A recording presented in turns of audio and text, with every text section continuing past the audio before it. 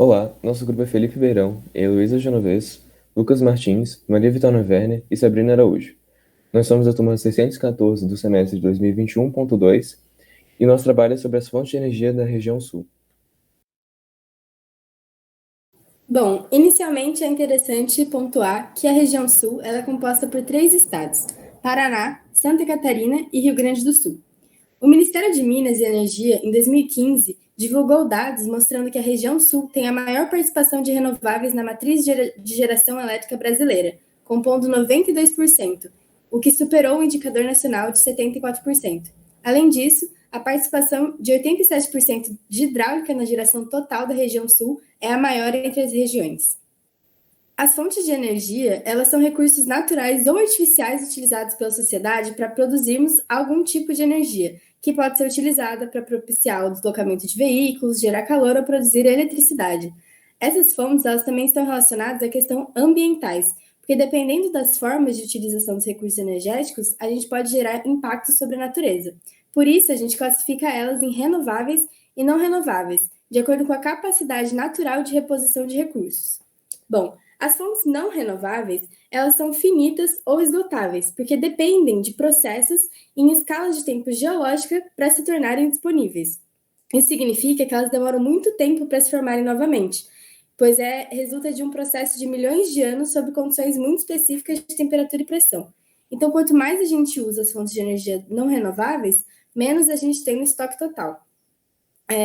E isso também gera alguns impactos negativos na saúde e no meio ambiente, pois estamos explorando a natureza. E uma forma de utilizar esses estoques sem que acabem rapidamente é explorando racionalmente esses recursos, além de promover outras fontes de energia que não sejam não renováveis. Exemplos de energias não renováveis são petróleo, carvão, mineral, gás natural e nuclear. Já as fontes renováveis são fontes de energia consideradas inesgotáveis, pois suas quantidades se renovam constantemente ao serem usadas. Elas são consideradas limpas porque emitem menos gases de efeito estufa que as fontes fósseis, por exemplo. Então, elas conseguem ter uma boa inserção no mercado brasileiro e mundial. E exemplos de fontes renováveis temos a hídrica, que é a energia da água dos rios, solar, energia do sol, eólica, do vento, biomassa, que é a partir da matéria orgânica, geotérmica, do interior da Terra, e oceânica, que é a partir da energia das marés e das ondas. A matriz energética ela vai representar o conjunto de fontes de energia disponíveis para serem utilizadas, enquanto que a matriz elétrica é conjunto de fontes apenas para geração de energia elétrica. Então, a gente tem essa noção de que a matriz elétrica é parte da matriz energética. E a matriz energética do Brasil é muito diferente da mundial, porque aqui, apesar do consumo de energia de fontes não renováveis ser grande, a gente usa mais as fontes renováveis do que no restante do mundo. Bom, agora eu vou falar um pouquinho sobre as principais fontes de energia em cada um dos estados do Sul. Inicialmente, a gente tem, então, o Paraná, que em relação ao consumo de energia em 2009 foi totalizado 17,676 mil TEP. Esse TEP nada mais é do que uma unidade de energia definida, que é a partir de tonelada equivalente de petróleo. Bom, e desse tanto, 47,5% se refere a fontes de energias não renováveis, por exemplo, petróleo, gás natural, carvão mineral e o xisto, e por outro lado, 52,5% refere-se a fonte de energia renovável, principalmente a hidráulica, lenha e resíduos, além de produtos da cana e outras fontes primárias. Agora, no que se refere a Santa Catarina, a gente tem que a matriz energética atingiu um índice de 64,9% de fontes renováveis, com 59% para hídrica, a bio 5% e eólica e solar com menos de 1%. Por outro lado, 34% dessa geração ainda utiliza o carvão como fonte não renovável. Já no Rio Grande do Sul, as energias renováveis correspondem a 76,1% da capacidade instalada para a geração de energia elétrica, com a distribuição de 50,33% de usinas hidrelétricas, 19,11% eólica, 6,31% de pequenas centrais hidrelétricas e 0,35% de central geradora hidrelétrica. No entanto, é um estado com o maior número de plantas termoelétricas, que é uma energia não renovável, do país, que tem 4 das 13 usinas instaladas no Brasil. Agora eu vou caracterizar um pouco sobre a energia solar.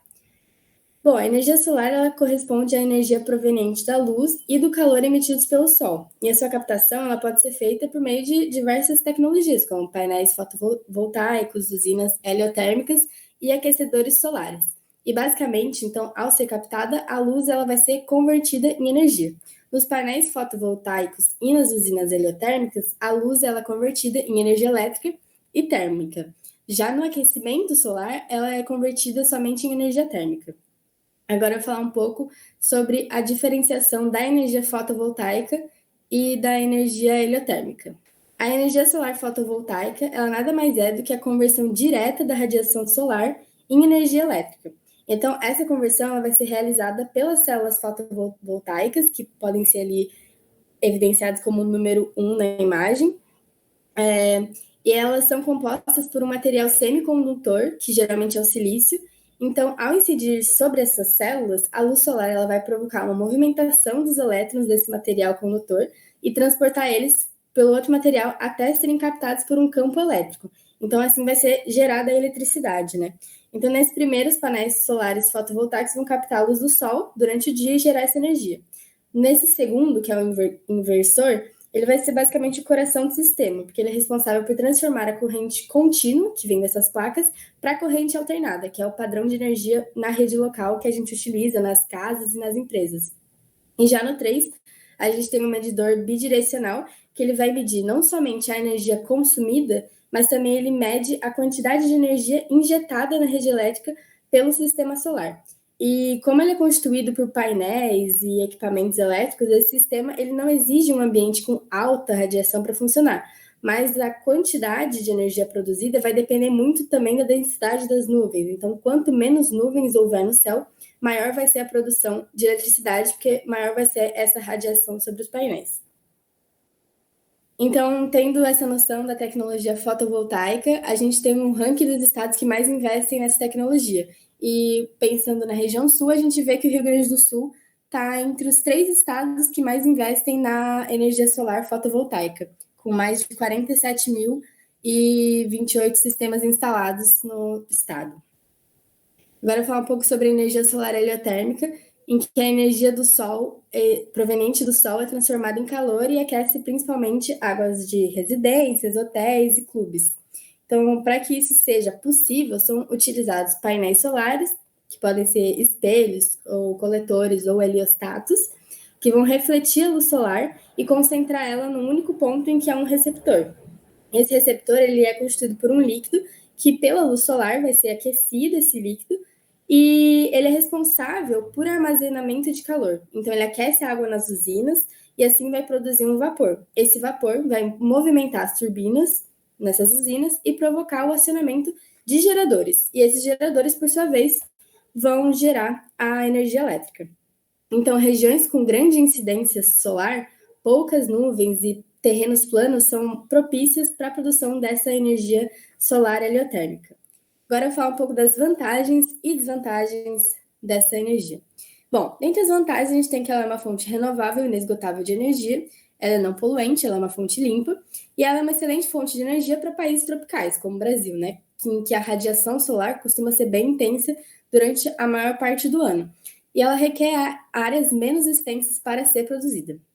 E dentre as desvantagens, a gente tem que, para ser fabricado, um painel solar ele consome grande quantidade de energia e às vezes esse gasto ele é muito maior do que a própria energia gerada por ele. E além disso, tem preços elevados em relação à produção de energia por meio dessas fontes não renováveis, e o armazenamento ele é pouco eficiente quando comparado à energia hidrelétrica, aos combustíveis fósseis e também à biomassa. Agora eu vou falar mais um pouco de vantagens e desvantagens no próximo slide. Bom, entre as vantagens, tem pouca manutenção nas suas centrais de produção, que facilita, e ela é viável para lugares afastados e de difícil acesso, porque ela não necessita de grandes investimentos na manutenção desses equipamentos, né? E os painéis solares estão cada vez mais eficientes e com custos cada vez mais baixos. E agora as desvantagens, a gente tem que ter uma produção que varia de acordo com as condições atmosféricas. Então, durante a noite, por exemplo, a energia solar ela não vai ser produzida. Então, ela vai requerer de um sistema muito eficiente de armazenamento, que acaba sendo uma desvantagem, e também em regiões localizadas em latitudes médias e altas acabam produzindo pouca energia durante o inverno. Agora eu vou falar um pouco da energia da cana-de-açúcar. A cana-de-açúcar ela é um recurso totalmente renovável, porque ele é capaz também de gerar álcool, álcool anidro, açúcar, álcool hidratado e também possibilita a geração de energia elétrica por meio da queima do bagaço. E segundo o Balanço Energético Nacional de 2021, a cana-de-açúcar é uma das principais fontes de energia renovável no Brasil. E ela enquadra-se como uma biomassa sólida e líquida, mas o que é uma biomassa, né? A biomassa é toda matéria orgânica de origem animal ou vegetal que pode ser utilizada na produção de energia. E ela tem sido muito utilizada principalmente em usinas termoelétricas. A biomassa sólida, por exemplo, ela possui como fontes material arborícola, que é um termo para designar vegetais, animais que vivem em árvores. Então, o bagaço da cana ele é considerado a biomassa sólida, enquanto o etanol, que é produzido a partir da cana, é considerado um biocombustível líquido. A cana-de-açúcar é uma das culturas agrícolas mais antigas do Brasil, então ela é muito estratégica por sua capacidade de diversificação e de aproveitamento desses resíduos. Por isso, a energia da cana ela é capaz de garantir que o desenvolvimento socioeconômico brasileiro seja apoiado em fontes energéticas de baixo carbono.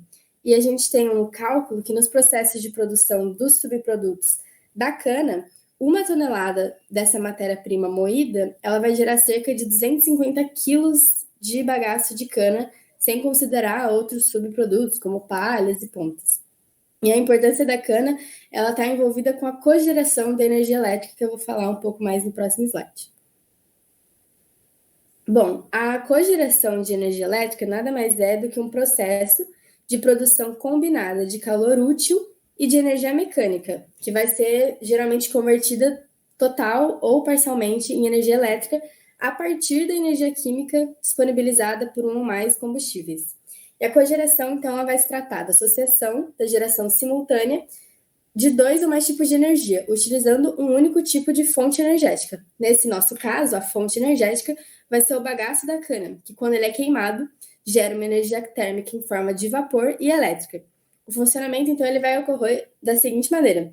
Em uma fornalha, o bagaço ele é queimado, enquanto o vapor é produzido numa caldeira. E esse jato de vapor ele vai girar uma turbina que, por estar interligada num eixo de um gerador, vai fazer com que o gerador entre em movimento e vai gerar a energia elétrica. E parte da energia ela pode ser utilizada pela própria usina, que vai gerar essa energia, e o excedente ele pode ser vendido.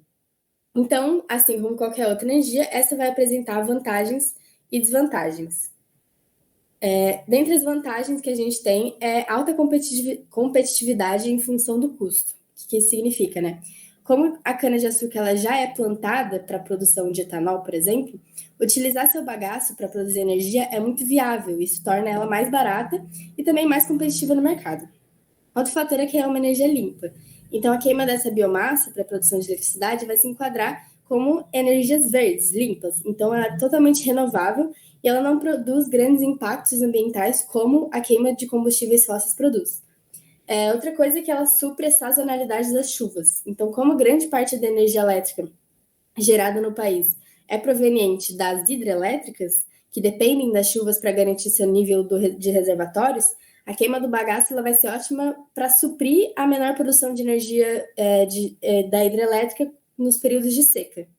Além disso, a gente tem a redução das emissões de gases do efeito estufa, que por ser renovável, ela reduz a poluição e o agravamento do efeito estufa. Inclusive, tem dados de que em 2020 o setor de biomassa evitou a emissão de 6 milhões de toneladas de gás carbônico na atmosfera, o que equivale à atividade de 47 milhões de árvores por 20 anos. E, além disso, a gente também tem a geração de emprego, que a produção desse tipo é um incentivo na economia, pois possibilita a geração desde a lavoura, em geração de empregos, desde a lavoura até mão de obra capacitada lá nas usinas e nos terminais de distribuição de energia. E também é grande disponibilidade e baixo custo, porque além de ter uma vantagem ambiental em relação às termoelétricas, por exemplo, o bagaço de cana tem também maior disponibilidade e melhor acesso no Brasil. E o baixo custo é que esse produto ele não vai ficar dependendo de variações cambiais. E dentre as desvantagens, a gente tem que os biocombustíveis eles acabam contribuindo para a formação de chuvas ácidas. e o calor produzido na queima da biomassa, ela acaba sendo menor quando comparado com outros combustíveis. Além disso, essa queima está relacionada com o aumento de casos de doenças respiratórias e temos ainda um pouco de dificuldade para o armazenamento e para o transporte dessa biomassa sólida. É isso. Eu vou falar um pouquinho sobre a biomassa. A energia de biomassa, ela abrange diversos recursos renováveis oriundos de matérias orgânicas de origem animal ou vegetal que podem ser utilizados para a produção de energia. A biomassa pode ser obtida de vegetais lenhosos, não lenhosos ou de resíduos orgânicos. Então, ela é transformada em energia mediante diferentes processos de conversão. Aqui a gente tem a fonte de biomassa, então os vegetais não lenhosos, os lenhosos, os resíduos orgânicos e os biofluidos.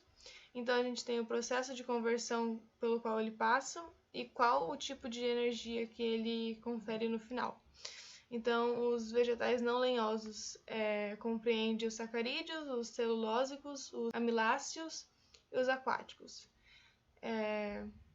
Os vegetais lenhosos composto só pela madeira, que vai produzir 3 produtos diferentes, 3 produtos de energia: a lenha, o carvão e o metanol, que é um subproduto do processamento mecânico da lenha. A gente tem os resíduos orgânicos, então os agrícolas, os urbanos e os industriais. E a gente tem os biofluidos, que é composto pelos óleos vegetais. Então a gente vai classificar as biomassas em biomassa moderna ou biomassa tradicional.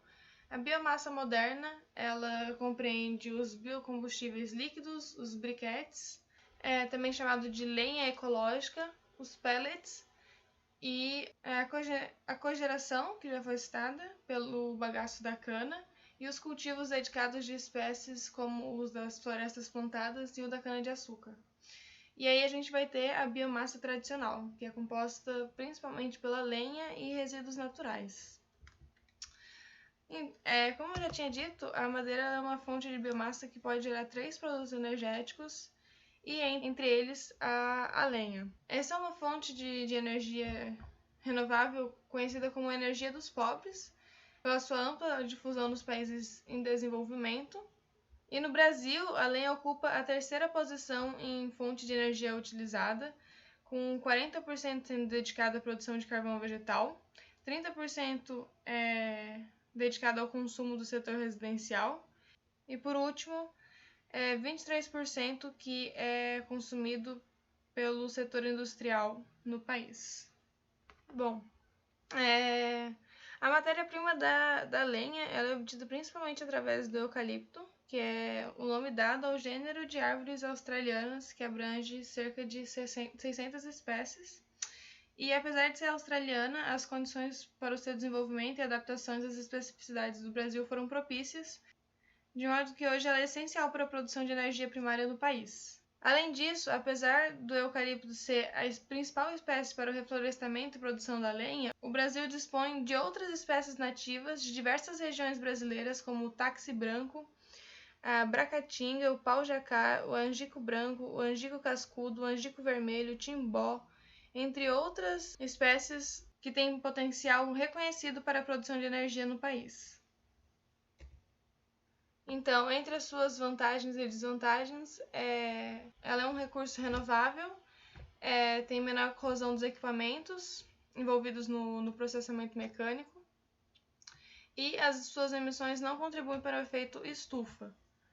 No entanto, essa é uma energia que pode ocasionar na formação de desertos pelo corte não planejado ou incontrolado de árvores, pode ocasionar a destruição do solo pela erosão, ela emite gases tóxicos e desprende grandes quantidades de calor através da própria queima da biomassa, sendo que da emissão dos gases oriundos de desmatamento, a lenha ocupa 16%.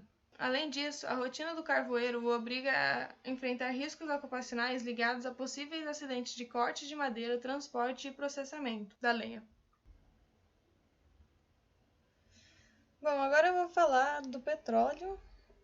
O petróleo é um combustível fóssil e não renovável que apresenta uma mistura complexa de hidrocarbonetos, contaminantes orgânicos e inorgânicos como água, sais e sedimentos. O petróleo é originado a partir da decomposição de matéria orgânica, principalmente dos plânctons. As bactérias em ambientes com baixo teor de oxigênio realizam a atividade de decomposição, que acaba por se acumular em camadas do subsolo que se encontram em bacias sedimentares, assoalho oceânico, no fundo de mares ou lagos e sob condições específicas de pressão. Ao longo dos anos, esses depósitos sofrem diversas modificações até se transformarem no que corresponde à substância oleosa, conhecida como petróleo. Atualmente, o petróleo é responsável ainda por cerca de 34% da energia utilizada no Brasil e por 45% de toda a energia nos Estados Unidos.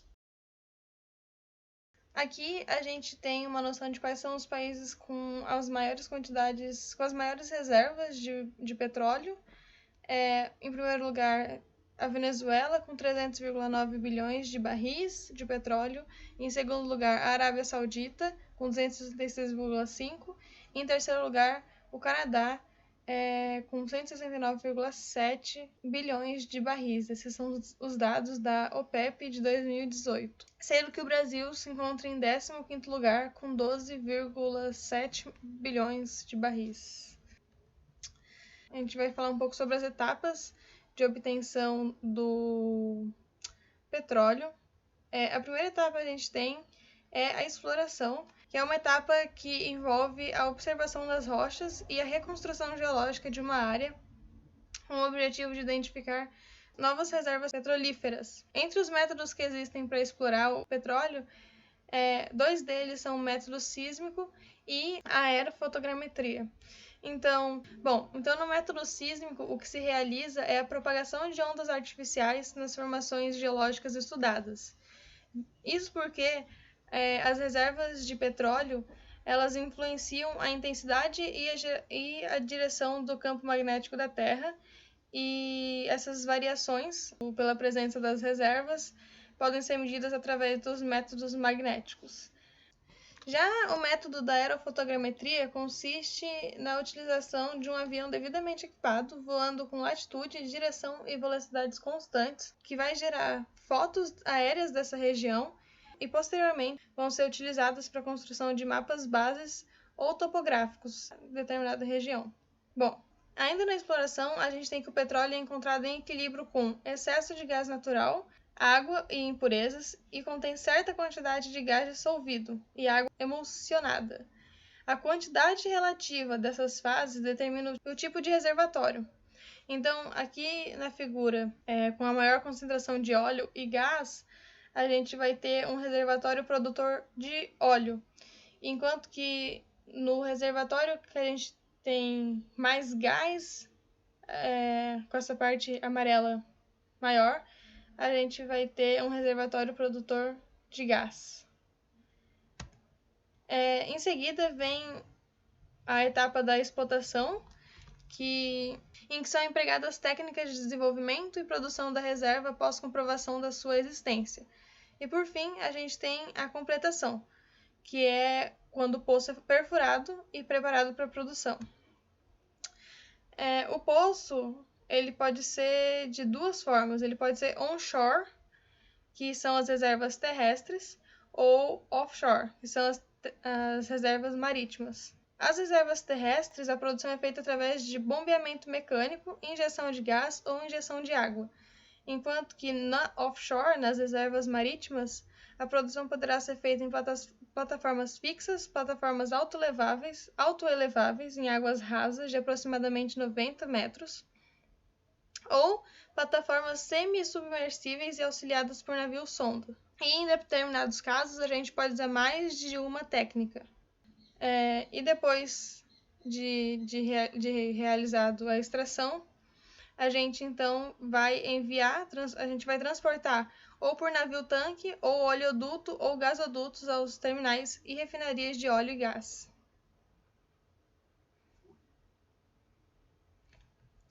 Quanto às vantagens e desvantagens de se utilizar a energia do petróleo, primeiramente, a alta densidade de energia do petróleo que significa que uma pequena quantidade do óleo gera muito e pode ser utilizado vagamente.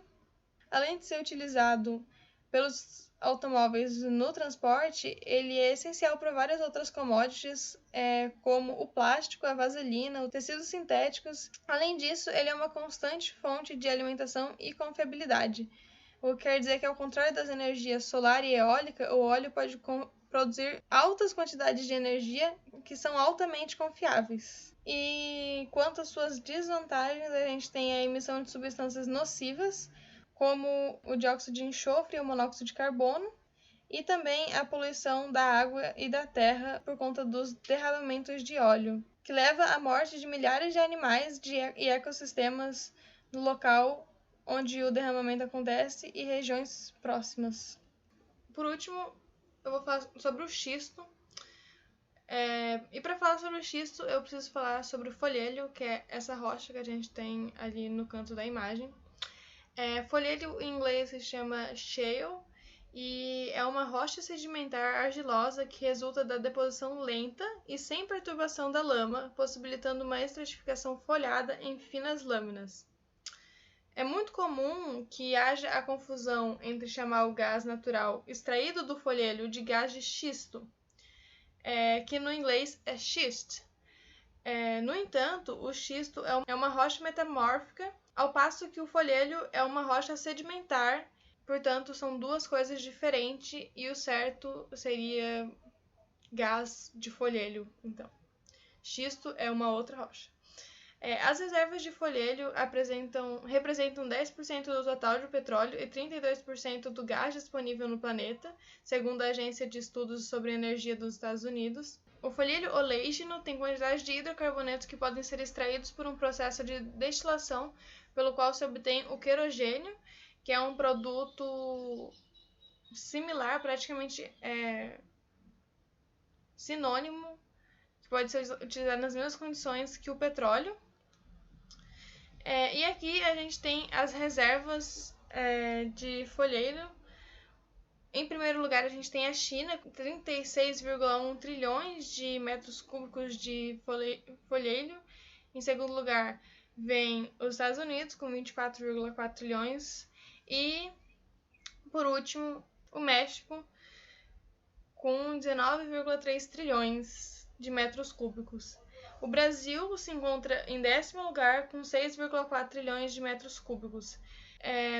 No Brasil, a relação com o folhelho ela é muito antiga. A primeira lavra que teve aqui no Brasil foi de 1884, na Bahia, e somente em 1935, em São Mateus do Sul, Paraná, a produção atingiu 318 litros de óleo por dia. De modo que, desde 1949, o governo brasileiro começou a investir nas pesquisas do potencial econômico do uso do folhelho. Então, a Petrobras desenvolveu pesquisas com folhelhos na Bacia do Paraná desde 1954. Em 1972, inaugurou a planta de São Mateus do Sul, no Paraná. Sobre a obtenção, a gente tem 2 processos de obtenção. O primeiro é o processo Petrosix, que é o processo desenvolvido pela Petrobras, a partir das pesquisas na planta de São Mateus do Sul, no Paraná. E ele se utiliza da pirólise a 500 graus para separar o óleo e o gás por meio de ciclones e precipitadores eletrostáticos. Também existe outro método chamado de fratura hidráulica, que age a partir da fraturação sob pressão das finas camadas do folhelho com jatos de água na presença de areia e de produtos químicos que mantêm as fraturas provocadas pelo impacto abertas, mesmo em grandes profundidades. As vantagens do óleo de folhelho é que atualmente existem inúmeras e volumosas reservas que se encontram inexploradas e, com a utilização do folhelho, acredita-se que haveria a diminuição do valor de mercado dos outros tipos de gás e óleo. Entre as desvantagens, a gente tem que o processo utiliza grandes volumes de água, assim como utiliza-se da adição de produtos químicos como o benzeno, que gera a acidificação da água. Atualmente, existe incerteza sobre os possíveis impactos ambientais, visto que ele é um recurso novo. Então a gente tem que a extração do gás por fraturamento da rocha, citado anteriormente, pode provocar pequenos tremores na Terra, nas regiões próximas da extração, assim como doenças no gado e outros animais têm sido atribuídas à contaminação do solo por essa água. Atualmente, o processo ele é proibido na França, Bulgária e em alguns estados da Austrália, Alemanha, Espanha e no estado de Nova York, nos Estados Unidos. Bom, então agora eu vou falar um pouco sobre a energia hidráulica, também chamada de energia hídrica. Essa energia ela é obtida pela movimentação da água nos rios e reservatórios, então gerando energia hidráulica. A energia hidráulica, então, nas usinas hidrelétricas, ela é transformada em energia cinética e também convertida para energia elétrica. Esse, então, é o papel das usinas hidrelétricas. A energia hidráulica, então, ela aproveita esse potencial gravitacional da água corrente, ou das quedas da água, né? E ela representa a fonte de energia que mais gera eletricidade no mundo. Ela é quase 77% da demanda mundial. No Brasil, em 2015, a energia hidráulica trouxe 63% de contribuição para a nossa matriz energética, de acordo com o Balanço Energético Nacional. Aqui eu tenho uma foto de de uma usina, hidrelétrica. Então, o estudo de caso que eu quis trazer para a usina hidrelétrica é a usina hidrelétrica de Itaipu. Com ele eu também vou explicar um pouco desse processo de conversão da energia hidráulica para uma energia elétrica. Bom, a Itaipu Nacional, eu creio, ela é bastante conhecida. Ela é localizada no trecho fronteira, né, no Rio Paraná, no trecho fronteira entre o Brasil e o Paraguai. Aqui eu trouxe um gráfico da produção anual de energia, que eu tirei do site da Itaipu Nacional. Por ano aqui a gente tem, então o pico deles foi em 2016 e o ano com menor produção de energia foi em 2021. Mesmo sendo o ano com menor produção de energia, essa energia que eles produziram ainda é muito, muito significativa. Então ela é líder mundial na produção de energia limpa e renovável. Por conta, né, dessa produção imensa que ela tem, ela conta com 20 unidades geradoras, sendo que essas unidades elas representam 8,4% da energia brasileira, contribuem, né, com 8,4% da nossa energia, e 85,6%, ou seja, basicamente a energia inteira assim, do Paraguai. Bom, então, querendo explicar o processo, o esquema genérico de uma usina hidrelétrica, eu trouxe essa representação aqui, que não é uma representação da Itaipu Nacional em si, mas é basicamente o mesmo esquema. Então, eu trouxe aqui as diferenças com base no site da Itaipu, de como eles produzem essa energia elétrica. Então, a gente vai ter a barragem, que ela vai produzir o desnível, na verdade, né, para acionar as turbinas, né, para ter esse potencial gravitacional, essa força, para fazer as turbinas girarem. Então, a água passa pelo duto, chega nas turbinas. É importante ressaltar também que a barragem ela não vai interromper completamente o fluxo da água. A turbina, então, ela vai começar a girar pelo movimento da água e com isso vai transformar a energia hídrica em energia cinética. O gerador, então, vai usar essa energia cinética, que está sendo, né, produzida pela movimento rotatório da turbina, e gerando, então, energia elétrica. O gerador está acoplado na casa de força, que essa casa de força ela vai ter os equipamentos para a produção de eletricidade. Então, essa energia cinética foi transformada em energia elétrica no gerador ali, e do gerador vai para a casa de força, que tem esses equipamentos, e daí, então, ela é transmitida para os locais de origem. Então, no Brasil, essa conexão para transmissão é na subestação da Foz do Iguaçu, que é bastante conhecida, e no Paraguai, essa conexão ela é diretamente na área da usina, que acaba sendo mais fácil, né? Na subestação margem direita. As vantagens e desvantagens da energia hídrica. Bom, ela é uma energia limpa e renovável, já que ela se trata da água, então a gente usa ela e a água continua depois, tem todo o ciclo da água, enfim, então ela é renovável. O custo de produção para a funcionalidade da usina hidrelétrica, ela é barato. Só que, assim, mesmo que o preço da construção da usina seja elevado, depois que ela está funcionando, ela acaba sendo muito... a produção dela, como envolve a água, assim, envolve o curso dos rios, que é uma coisa que enfim, é barato, né? Porque a gente não vai gastar com isso. Ela é uma produção barata dessa energia elétrica. A funcionalidade dela também é mais um fator ecológico, é que, por ela se tratar do movimento da água, ela não vai produzir gases de efeito estufa. Já as desvantagens da energia hídrica e hidráulica, elas estão basicamente ligadas à construção da usina. Além do preço que eu citei ali, que é um custo elevado, a gente tem que pensar também que a construção dessa usina vai acarretar na transformação do espaço que tem ali.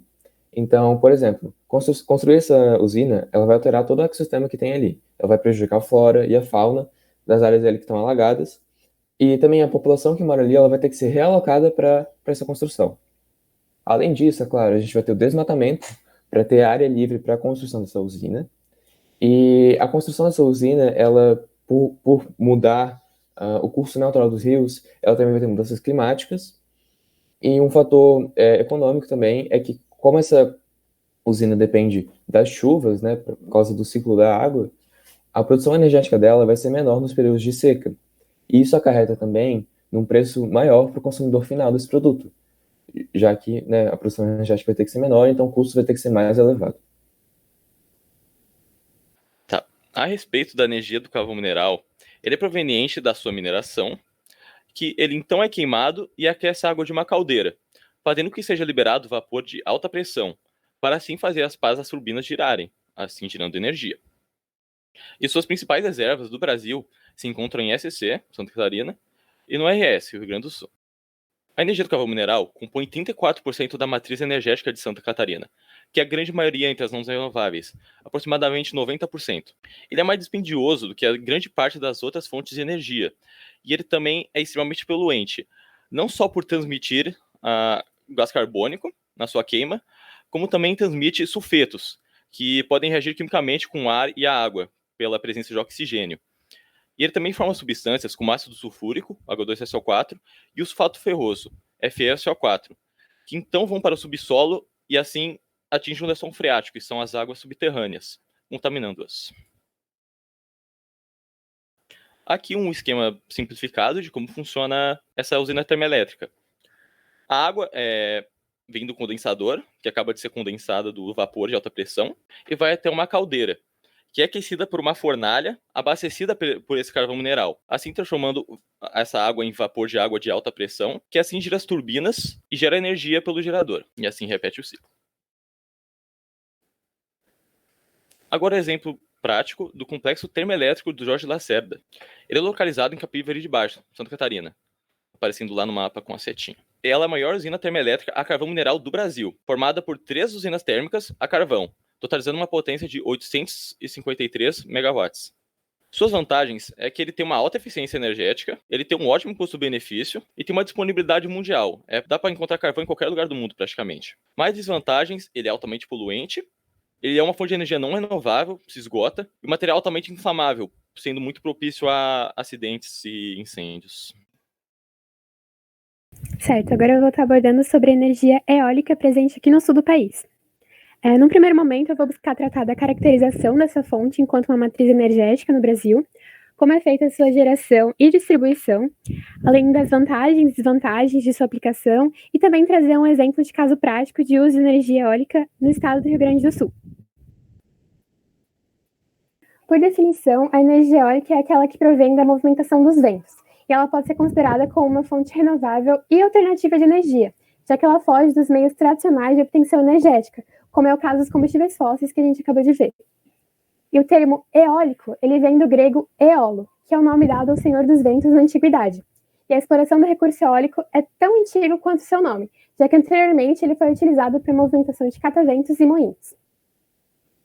Porém, é importante que a gente destaque que a utilização da energia eólica como geradora de eletricidade é extremamente recente.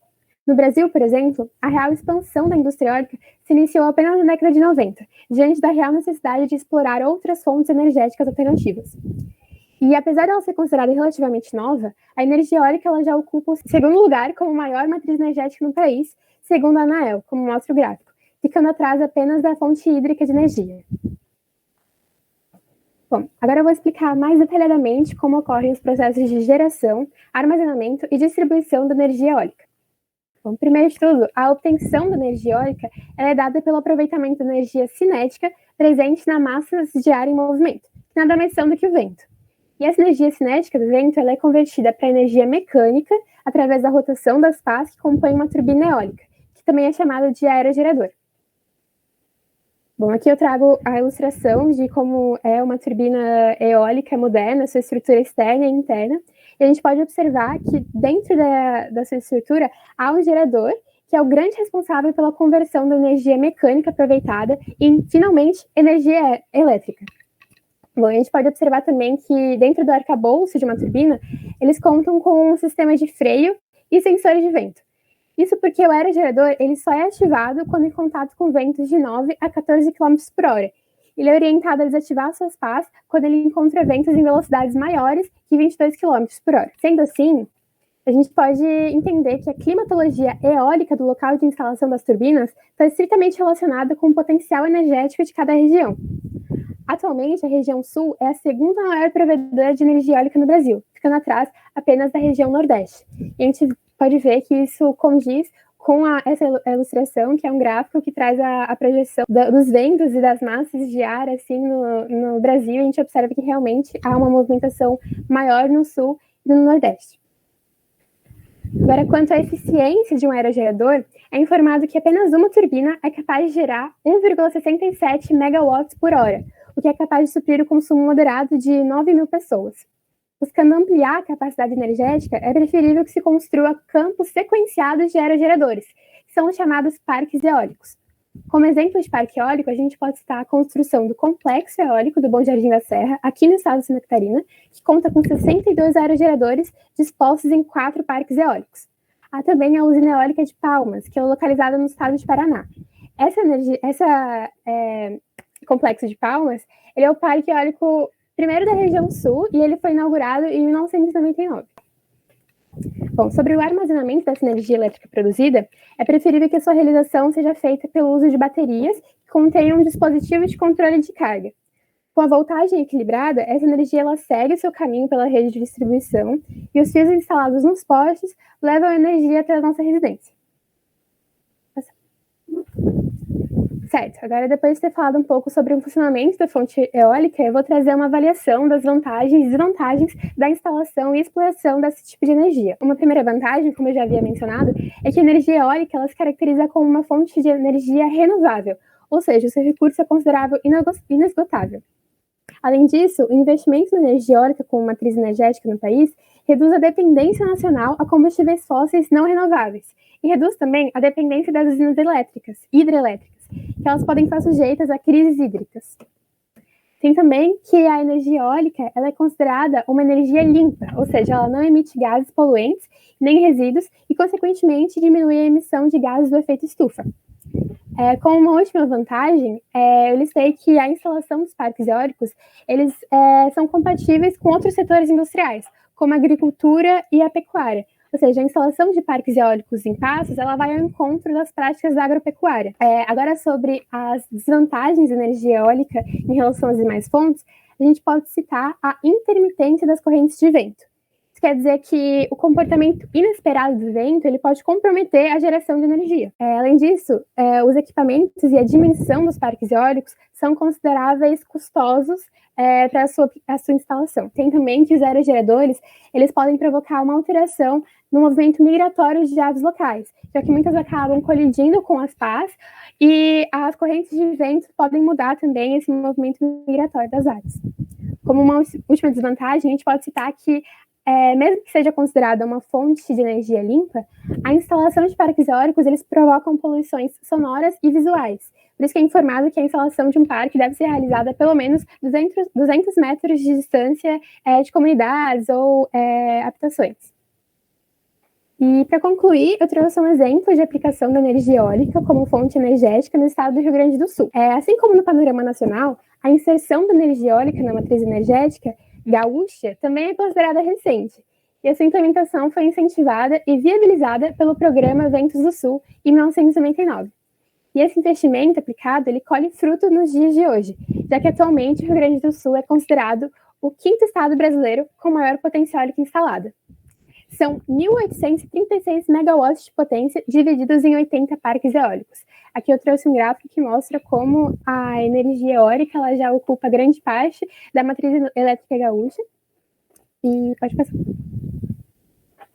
Bom, como caso prático, eu escolhi falar mais sobre o Parque Eólico de Osório. Pode passar. Osório foi o primeiro município do Rio Grande do Sul a receber um parque de geração de energia eólica, que foi inaugurado em 2007.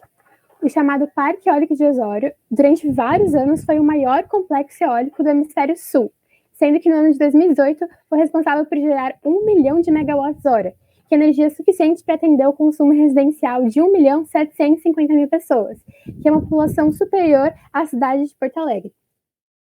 Aqui eu trouxe um gráfico que mostra a evolução do potencial energético instalado no estado, e a gente percebe que a partir de 2011 houve um grande crescimento e que isso se reflete também na instalação do Parque de Osório.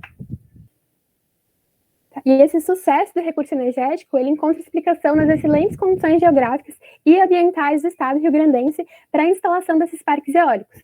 Aqui eu trouxe a localização do município de Osório, no Rio Grande do Sul, e também um mapa que traz o atlas eólico assim, do Rio Grande do Sul, que vai trazer as correntes de vento, e a gente pode observar que nessa parte do litoral sul há uma movimentação maior, com maior quilômetros por hora, e que além desses ventos auxiliares, o estado ele também comporta vastas áreas planas ou de relevo suave, que também são favoráveis para a infraestrutura dos parques. Por último, a gente deixou linkado algumas das referências que a gente utilizou para desenvolver o trabalho, e é isso, concluímos.